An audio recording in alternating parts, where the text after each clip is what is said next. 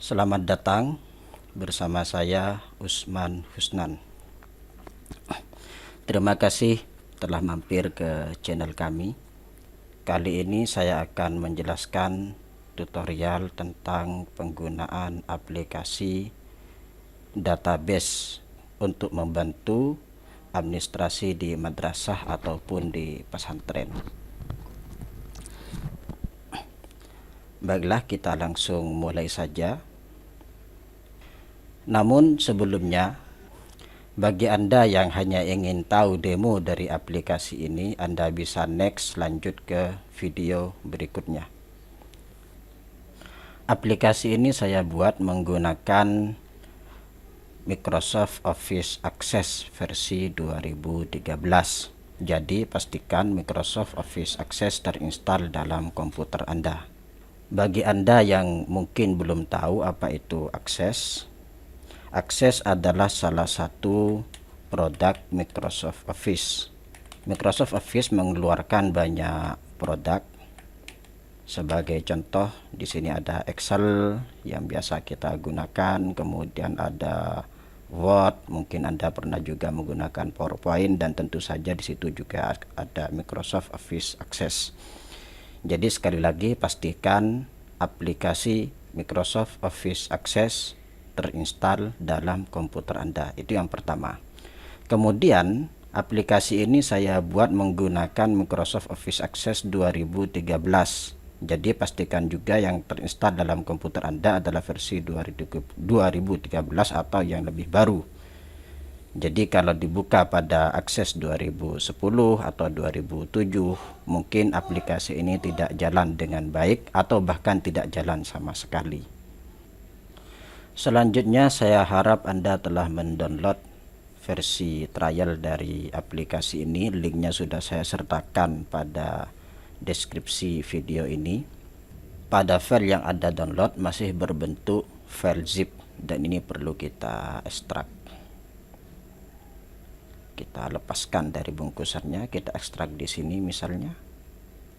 Ini kita tutup. Sebagaimana disebutkan sebelumnya, aplikasi ini menggunakan Microsoft Office Access. Ada dua file di sini. Pertama file app dan yang kedua adalah file data. File app adalah file untuk menampilkan data yang disimpan pada file data. Jadi nantinya segala perubahan, segala update ini akan tersimpan pada file data. Sedangkan file app hanya untuk menampilkan saja. Dia tidak punya data, tapi dia hanya menampilkan data. Sebaliknya di sini file data dia tidak menampilkan apapun, tapi semuanya tersimpan di file data. Jadi mirip dengan server, gampangnya begitu. Jadi seperti ketika Anda menginstal aplikasi Facebook di smartphone Anda, aplikasi itu ya seperti app kalau di kasus ini, kemudian Anda perlu menghubungkan aplikasi ini ke server seperti login atau lain-lain. Mudahnya seperti itu. Karena itu file data ini harus selalu terjaga, keamanannya harus selalu tersimpan dengan baik, dilakukan backup. Anda bisa menggunakan fitur backup yang disediakan oleh Microsoft, misalnya backup di sini. Anda bisa menggunakan fitur ini atau Anda bisa membackup secara online, secara berkala ke Google Drive misalnya, atau ke Dropbox atau ke penyimpanan yang lain. Intinya file data ini tidak boleh hilang karena semuanya ada di sini. Berbeda dengan file app, ini kalau misalnya hilang, ini tidak masalah. Terhapus atau bagaimana, ini juga tidak masalah. Kita tinggal mengekstraknya lagi dari zipnya. Selesai, begitu saja. Jadi file data ini cukup satu, tapi perlu dilakukan backup secara rutin, terjaga. Sedangkan app boleh lebih dari satu. Anda bisa menyimpannya di mana saja, di desktop, Anda simpan lagi di D, Anda simpan lagi di mana misalnya, atau misalnya Anda bekerja dalam jaringan LAN, Local Area Network. Anda bisa juga menempatkan file app ini di komputer-komputer yang lain. Nanti Anda hubungkan file app ini agar bisa mengakses file data yang ada di komputer utama.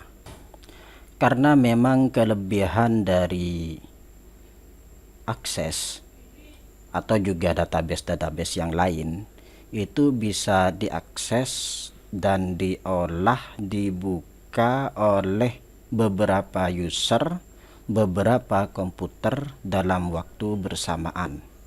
Jadi itu kelebihan dari database. Hal ini tidak bisa Anda lakukan jika Anda menggunakan Microsoft Office Excel misalnya, atau yang lain.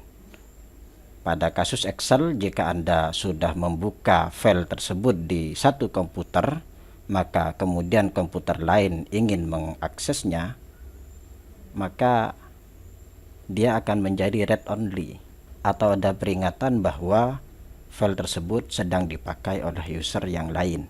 Berbeda jika Anda menggunakan akses. Jadi nantinya file app ini bisa bekerja dalam jaringan. Jadi file app ini bisa ditempatkan di komputer 1, komputer 2, komputer 3, komputer 4 dan seterusnya. Sedang nantinya file app ini kita hubungkan untuk bisa mengakses file data. Semuanya bisa bekerja dalam waktu yang bersamaan. Itulah salah satu kelebihan jika Anda menggunakan database. Sebelum Anda membuka file ini, ada satu hal yang perlu dilakukan, yaitu mendaftarkan tempat app disimpan ke sistem Microsoft Office Access. Jadi tempat ini dalam komputer saya di database ini perlu didaftarkan ke Microsoft Office Access dalam komputer Anda. Jadi kalau tidak akan muncul sebuah peringatan. Contohnya begini, kita buka, ada peringatan security. Sebenarnya bisa dijalankan, kita oke saja. Cuma peringatan seperti itu akan selalu muncul ketika kita membuka aplikasi Microsoft Office Access. Ini ada tambahan peringatan bahwa aplikasi ini belum terhubung karena memang belum kita hubungkan. Oke, keluar. Apa yang harus kita lakukan? Pertama kita buka Microsoft Office Access. Kita perlu mendaftarkan alamat ini ke sistem akses. Open other file, kita perlu masuk ke option. Kita masuk ke option. Di option paling bawah ada Trust Center, pusat terpercaya. Trust Center, kita klik Trust Center setting. Kemudian ada Trusted Location, lokasi terpercaya. Kita perlu juga mendaftarkan ini di database. Add new location, tambah lokasi baru. Browse. Tadi app-nya disimpan di database ya, di sini. Di database. Oke.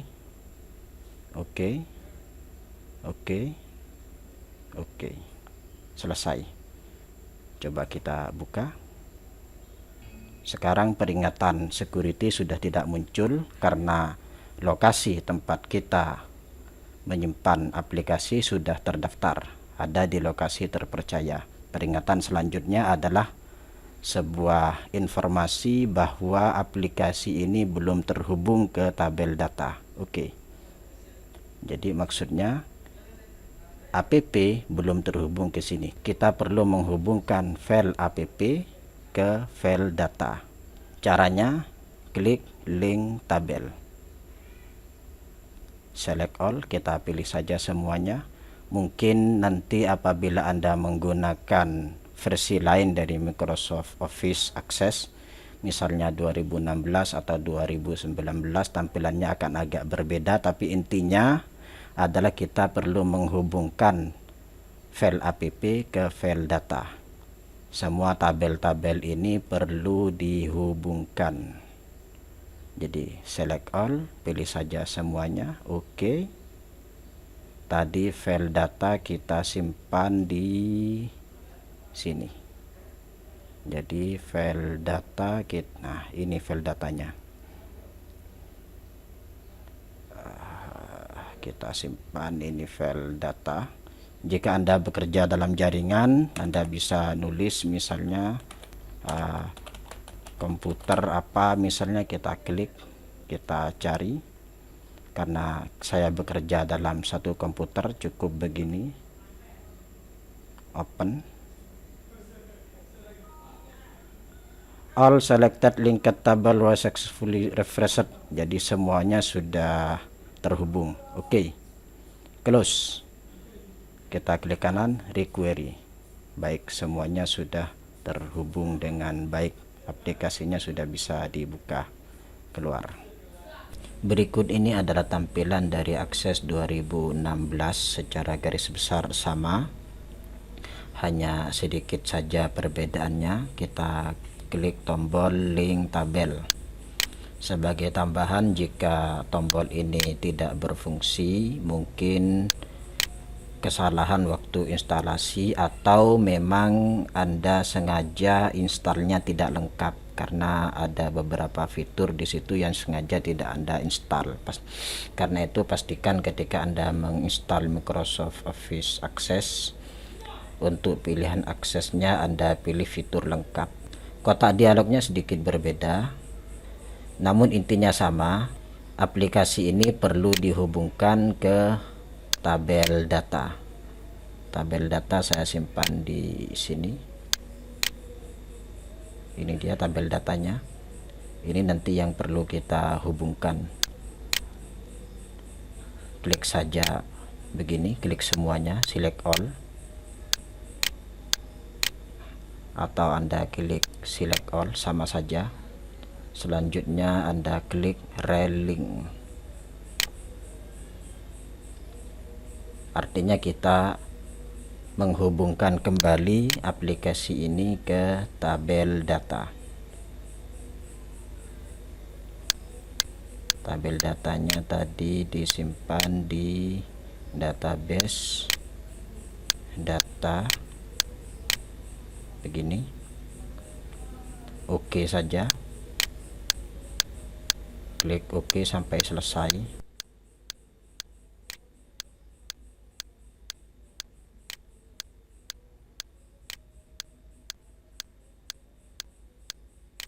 Oke, semuanya sudah sukses. Close. Coba kita klik kanan, requery. Oke, sudah terhubung. Baik, seperti itu. Lalu ada pertanyaan, kenapa dijadikan dua file? Bukankah asalnya satu? Memang benar, asalnya satu. Tapi karena beberapa alasan, ini perlu dipecah, diantaranya faktor kecepatan. Dengan memecah menjadi dua file, maka aplikasi Anda akan berjalan lebih cepat daripada disatukan. Itu diantara alasannya, di samping alasan-alasan yang lain seperti misalnya faktor keamanan. Karena memang sebaiknya file data ini tidak disimpan di tempat terbuka seperti ini. Paling tidak kita perlu memisahnya.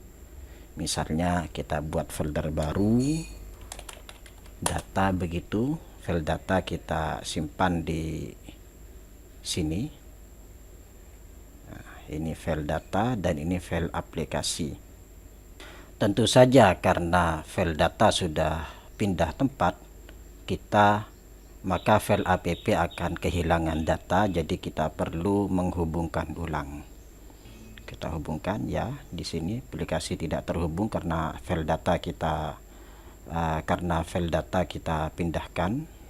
Kita klik link tabel, select all, pilih semuanya. File data tadi kita pindah ke database data, ini dia. Oke. Sukses. Close. Sudah bisa dibuka. Ini kita requery. Keluar. Jika Anda bekerja dalam jaringan, maka pastikan ketika melakukan sharing folder, user mendapatkan akses penuh.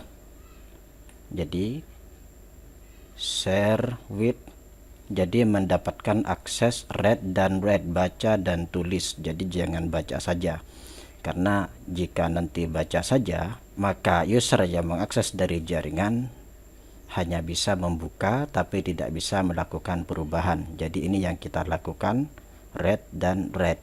Atau Anda bisa melakukan fitur sharing di sini. Saya tidak akan menjelaskan lebih detail tentang hal ini. Close. Saya share with, read dan write, baca dan tulis, full control. Di sini bisa Anda lihat advanced sharing permission, jadi user mendapatkan akses full control,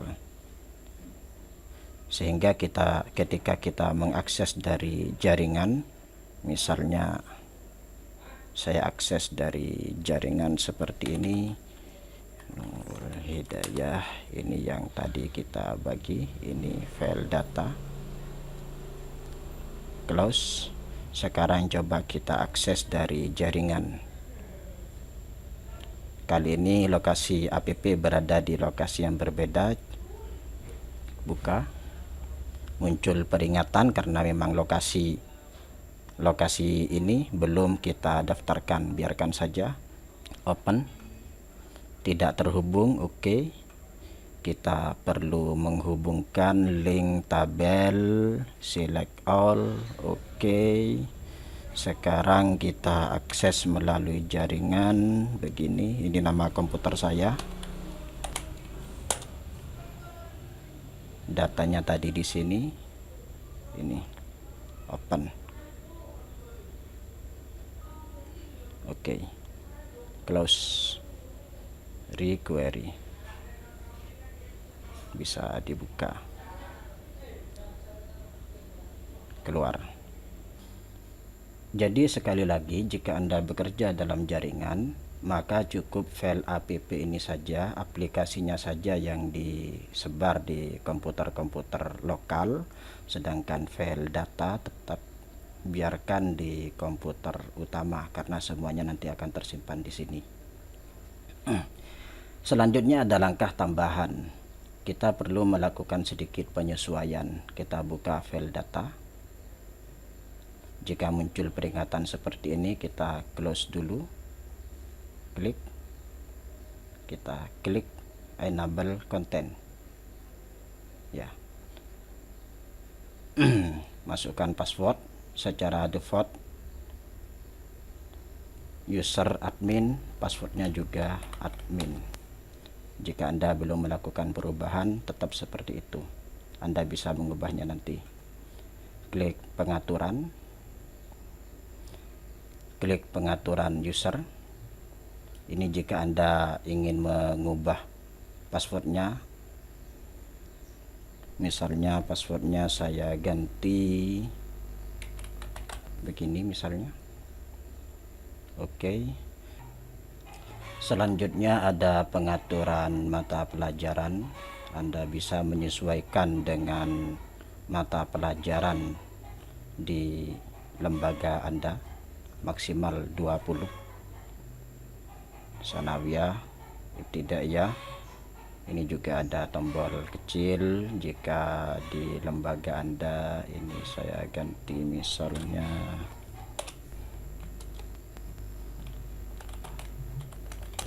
Ibtidaiyah. Kemudian ini saya ganti Sanawiyah. Kemudian jika di lembaga Anda ada jenjang aliyah, bisa Anda klik di sini, close. Selanjutnya jenjang aliyah juga sudah muncul. Anda tinggal mengisinya. Misalnya ini Al-Quran,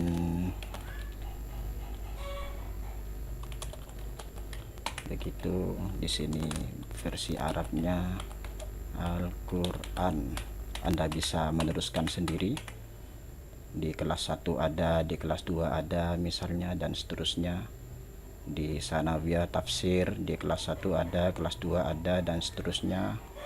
Kemudian contohnya mustalah hadis, ini di kelas 2 saja, usul fikih semua kelas, dan seterusnya. Ini bisa Anda sesuaikan. Nantinya nilai ini akan tersimpan berdasarkan indeks mata pelajaran. Jadi 202 ini adalah indeksnya, ID mata pelajaran.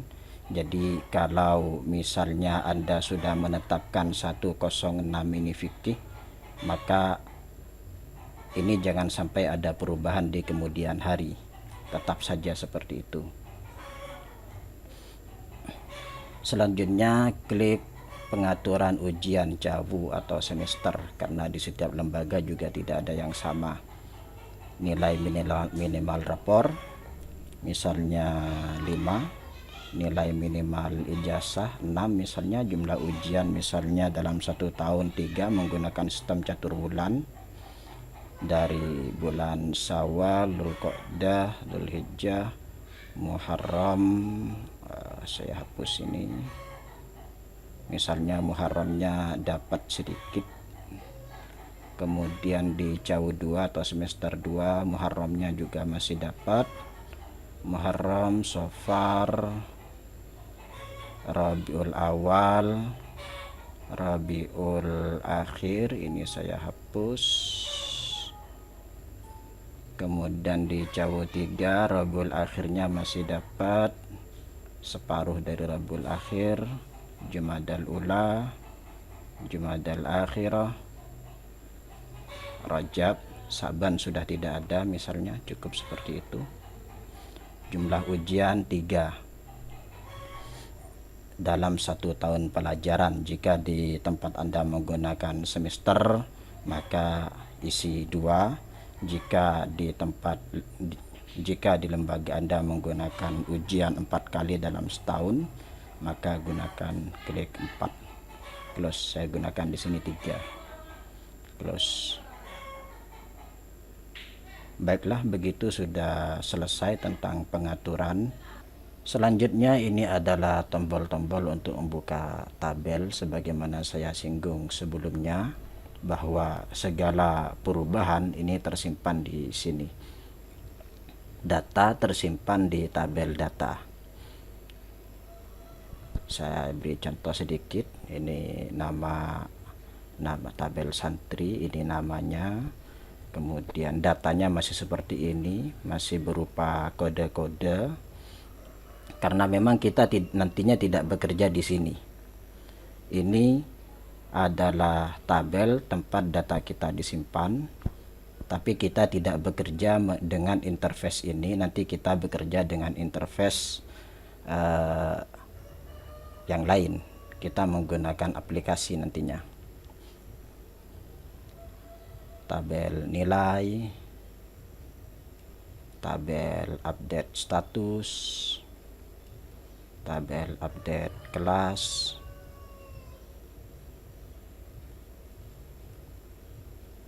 dan tabel-tabel yang lain.